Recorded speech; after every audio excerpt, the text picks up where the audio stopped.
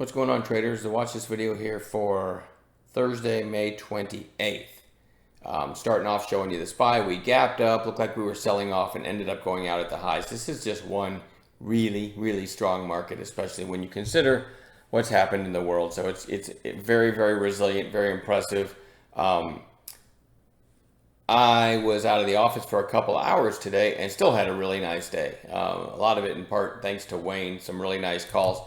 I got to share this one because this was amazing. He called it. Let me try to type that correctly. There we go. NK. Look at that move. He called that long at 580. So literally, like, it was kind of a Tokyo, but didn't meet the Tokyo parameters because it was already hitting new highs for the day. But he used level 2, spotted a clean idea right through 580. Man, it never looked back and went all the way to 834. What a great call. It also gave some decent setups later through 7. If you still had some, you could have added on Wayne's great call through 7. And several other good calls as well. But again, I was in and out today. Missed a couple hours in the middle of the day. Still had a great day. Love the teamwork. What are we watching for Thursday? GRNQ gapped up, sold off a bit, but ended up going out pretty darn strong. We definitely want to watch that tomorrow. MRSN. Keep in mind when you watch these videos, I'm looking for stocks that can pay me intraday. I log in every day, hopefully make money, and I'm in cash by the close. So none of these are investment ideas. MRSN, very strong day. Closed a little bit off its highs, definitely goes on a chart. NK, talked about this, a couple great calls by Wayne today. Very strong close and an interesting chart. Not a lot of resistance above here, so love to see like a low risk red to green or some kind of scenario, some kind of intraday plus setup tomorrow. Crex, former high flyer, found some bidders today and went out with a pretty strong close. Decent support around the 250 area after the first big move and then after the second big move. So holding that area and then a nice strong day today. Definitely deserves to be on watch. EIGI. Don't know much about this one. I think it got some sort of price target upgrade or something by some investing group, if I'm not mistaken. But it doesn't look like much, but that's a pretty nice move intraday, 304 to 395 before giving back some and settling in at 360. Going to keep our eyes on that one. Surf goes back on watch as a potential bounce play. We did get another red day. I talked about wanting another red day, but I would have preferred a little bit more selling to get it down closer to the 8-day moving average.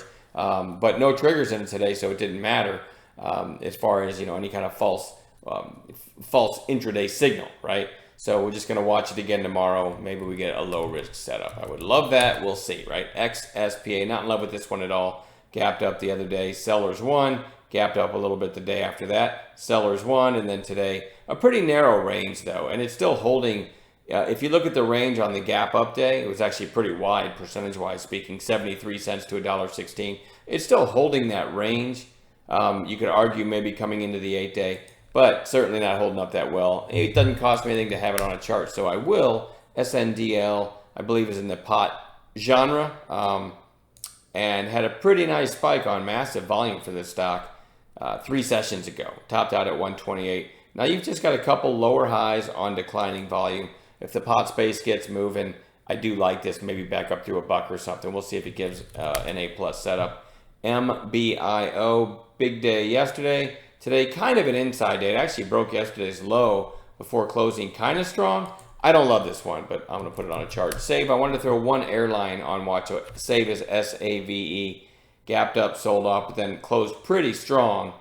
So potential, again, if the airlines move, that one's worth watching. PYX, unusual volume in this one today. You can see it there. And if I show you intraday, I think you can see better the nice move. Look at that big volume there. Pulled back. Right to the buy zone, by the way, and then had another nice move and a fairly strong close. This one also, I think, tobacco and pot, so we want to watch this one. I do like the volume, and if that whole space gets moving, that one's interesting. And then a couple potential gappers tomorrow.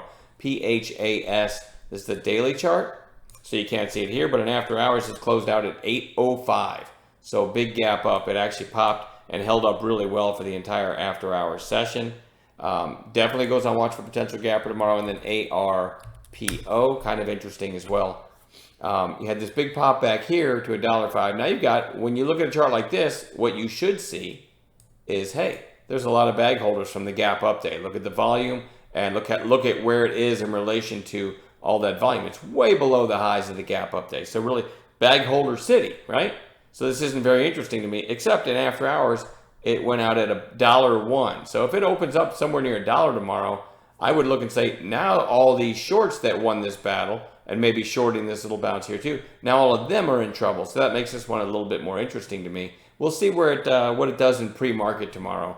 And it's worth noting that the high of the big day was $1.06. So over that, I would call a potential catalyst too. And then you can kind of see the chart with me panned out a little bit farther back. So this one actually is interesting to me if it holds this gap up and opens somewhere near $1 tomorrow. All right, that's it. I'm going to leave it at that. We'll find other gappers as well in the pre-market. Great teamwork as always in the chat room, and let's do it again in the morning.